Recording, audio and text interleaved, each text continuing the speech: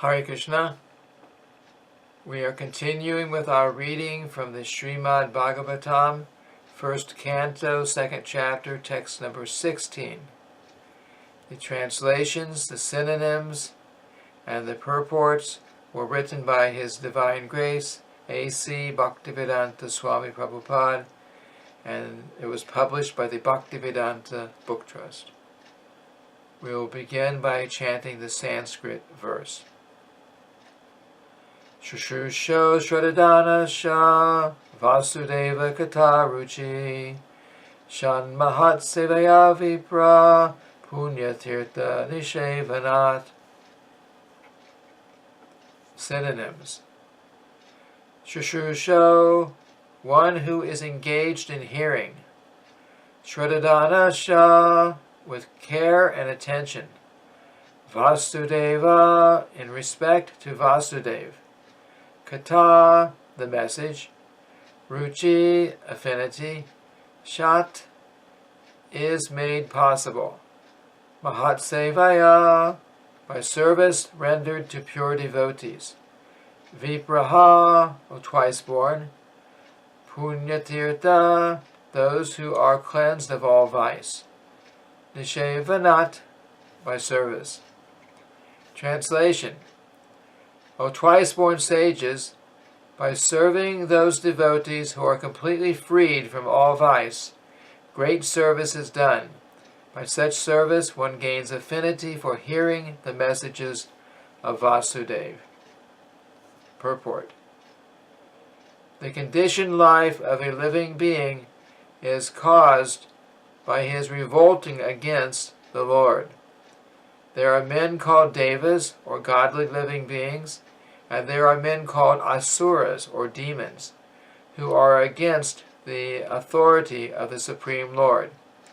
In the Bhagavad Gita, 16th chapter, a vivid description of the asuras is given, in which it is said that the asuras are put into lower and lower states of ignorance, life after life, and so sink to the lower animal forms and have no information of the absolute truth, the personality of Godhead.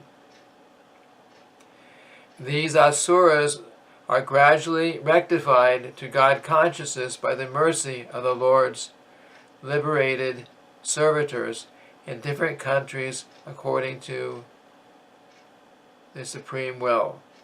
Such devotees of God are very confidential associates of the Lord, and when they come to save human society for the dangers of godlessness, they are known as the powerful incarnations of the Lord, as sons of the Lord, as servants of the Lord, or as associates of the Lord.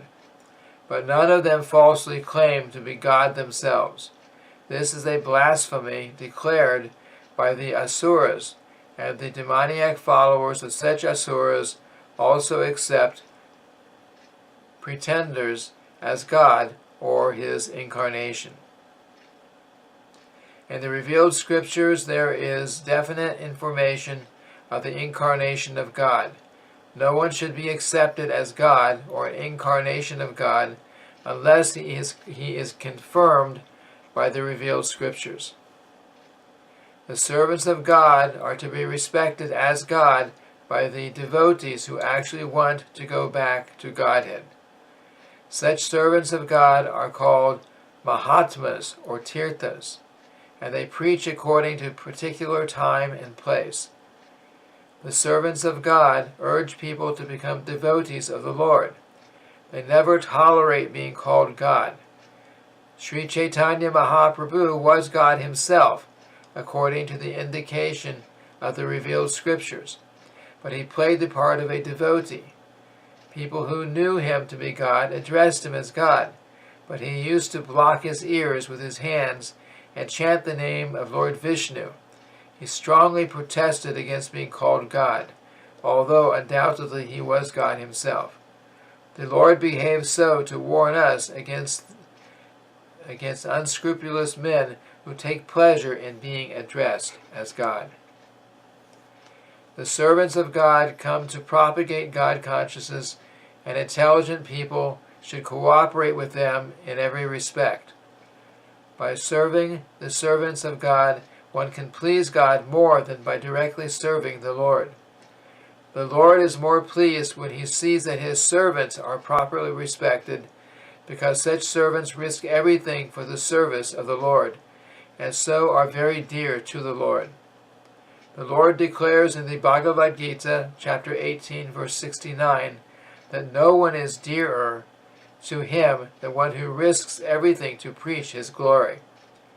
By serving the servants of the Lord, one gradually gets the quality of such servants, and thus one becomes qualified to hear the glories of the Lord.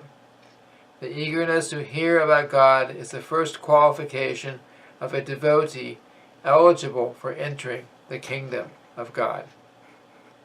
And this ends the reading of the Srimad Bhagavatam, first canto, chapter 2, text number 16. Thank you very much.